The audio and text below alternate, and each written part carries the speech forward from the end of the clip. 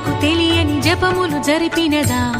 మురళీ సఖీ వెనుకటి బ్రతుకున చేసిన పుణ్యమిదా తనువును నిలువున తొలిచిన గాయములే తన జన్మకి తరగని వరముల సిరులని తలచినదా